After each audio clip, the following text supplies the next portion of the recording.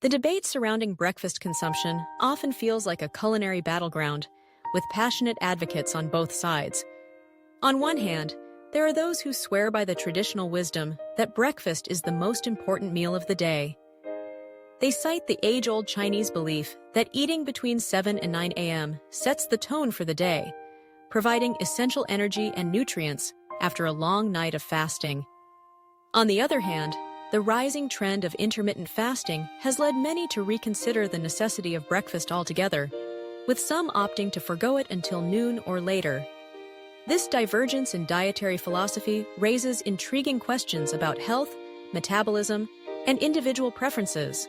Historically, breakfast has been celebrated as a crucial meal, particularly in cultures that emphasize the importance of starting the day on a full stomach. In Chinese tradition, the notion of eating breakfast between 7 and 9 a.m. aligns with the body's natural rhythms. This time frame is believed to coincide with the peak of digestive activity, allowing for optimal nutrient absorption. A warm bowl of congee, perhaps accompanied by pickled vegetables or a soft boiled egg, is not merely sustenance. It is a ritual that nourishes both the body and the spirit.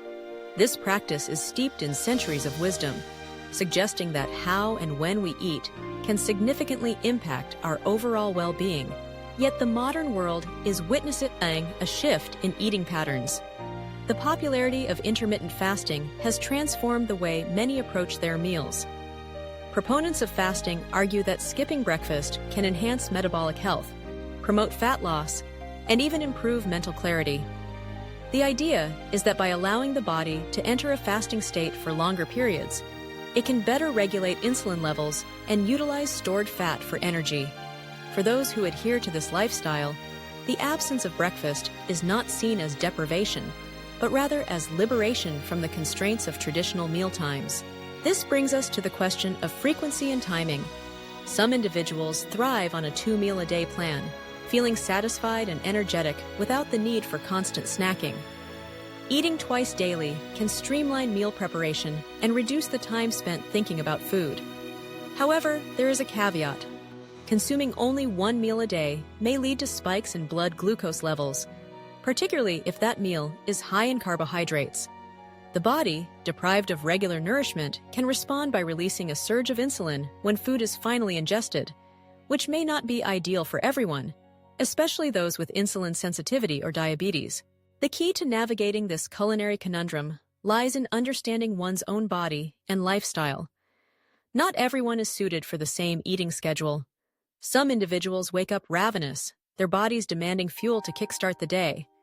For them, a hearty breakfast may be essential for maintaining energy levels, focus, and productivity.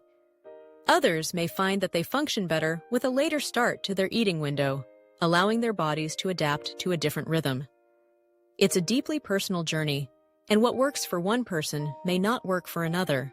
Moreover, the quality of the meal matters just as much as the timing. A breakfast rich in whole grains, healthy fats, and protein can provide sustained energy throughout the morning, while a sugary cereal may lead to an inevitable crash. Similarly, a well-balanced lunch can set the stage for an afternoon devoid of hunger pangs and distractions. It's not merely about when we eat, but also what we choose to put on our plates. Cultural influences also play a significant role in shaping our breakfast habits. In many Western societies, breakfast has evolved into a quick, often unhealthy affair, dominated by pastries, sugary cereals, and caffeine-laden beverages.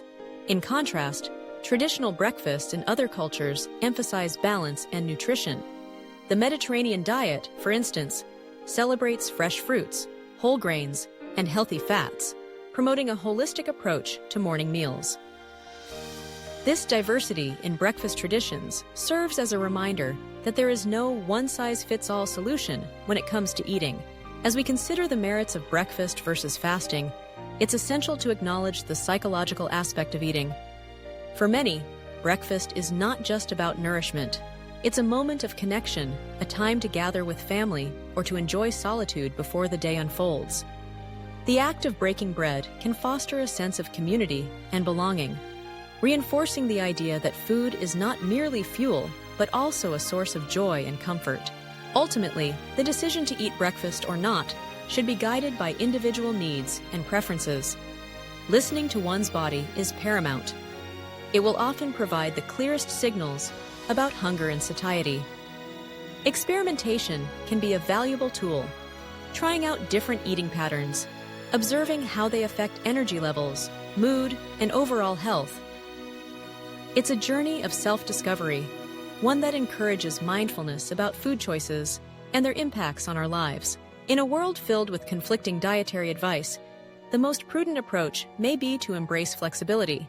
Whether one chooses to savor a warm bowl of oatmeal at dawn or opts for a mid-morning meal, the focus should be on nourishing the body and mind.